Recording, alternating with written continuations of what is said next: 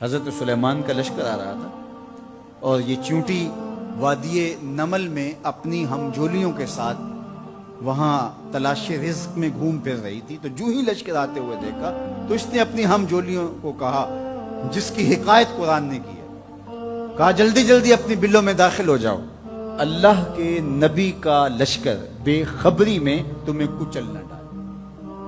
کئی میل دور سے چیونٹی کی اس آواز کو حضرت سلیمان نے سنا.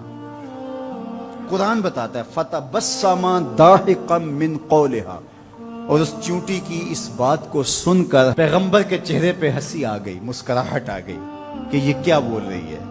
اللہ اکبر. چیونٹی کو پکڑ کے کان کے پردے پہ بھی ڈال دو تو آپ پھر بھی نہ سمجھ پائیں کہ وہ کیا بول رہی ہے. لیکن اللہ کے پیغمبر کی شان یہ ہے کہ کئی میل دور سے وادی نمل میں بولنے والی چیونٹی کو جو بول رہی ہے وہ بھی سن رہے ہیں اور اس کا جو مفہوم ہے وہ بھی سمجھ رہے ہیں. یہ پیغمبر کی شان ہے. کبھی بھی پیغمبر کو اپنی ذات پہ قیاس کرنے کی غلطی نہ کریں. نہ پیغمبر ہمارے جیسا ہے نہ ہم پیغمبر جیسے.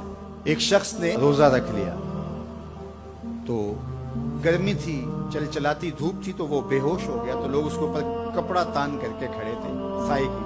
تو حضور گزرے تو فرمایا کہ یہ کیا ہے؟ تو کہا کہ اس نے روزہ رکھا تھا تو اس کی وجہ سے یہ نڈھال ہو گیا. فرمایا کہ اس کو کس نے کہا تھا روزہ رکھا؟ وصال کا روزہ رکھا. وصال کا روزہ ایک روزے کے بعد پھر اسی پہ تسلسل کے ساتھ دوسرا روزہ. تو کہا حضور آپ جو رکھتے ہیں؟ تو اس نے بھی پھر دیکھ کے رکھ لیا. تو آقا کریم علیہ السلام میں ایکم مثلی، تم میں سے میری مثل کون ہے؟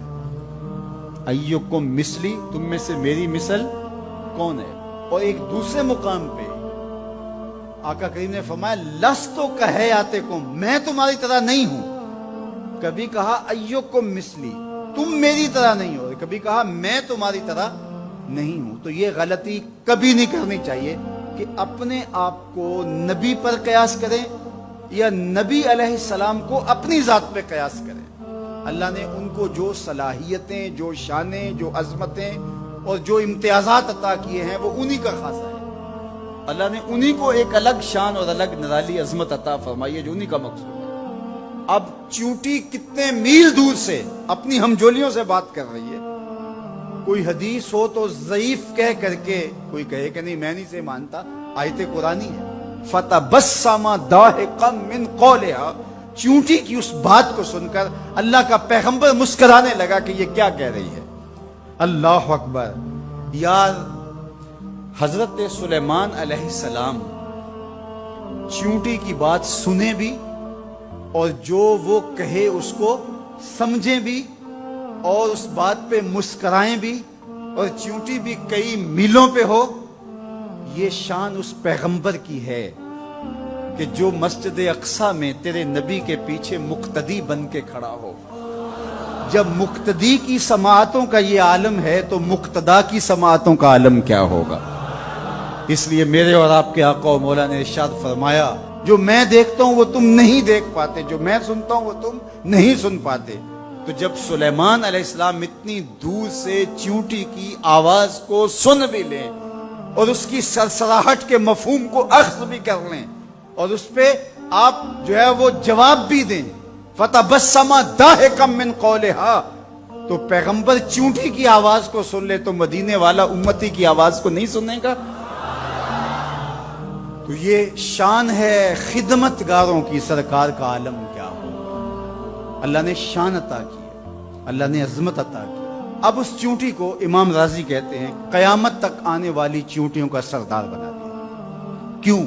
اس لیے کہ اس چیونٹی کو اس بات کا علم تھا کہ اللہ کے نبی کا لشکر جان بوجھ کر ننھی جان کو بھی ضائع نہیں کر سکتا. یہاں ایک لمحے کے لیے رکیے اور اس مفہوم کو اچھی طرح ذہن میں اتار لیجئے، اپنے اندر راسخ کر لیجئے.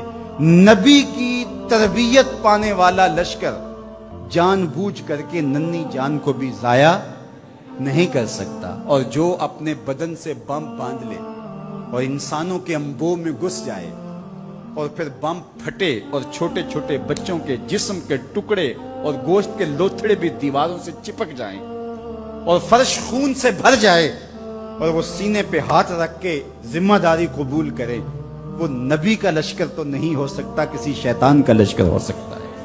تو اس چیونٹی کو اللہ تعالیٰ نے قیامت تک کی چیونٹیوں کا سردار بنا دیا۔ قرآن مجید کی 114 سورتوں میں سے ایک سورت کا نام اس چیونٹی کے نام پہ رکھ دیا۔ کتنا بڑا اعزاز دیا۔ اس چیونٹی کے نام پہ سورہ النمل ذات کی چیونٹی ہے، لیکن پیغمبر کے تربیت یافتہ لوگوں کے مزاج کو جانتی ہے۔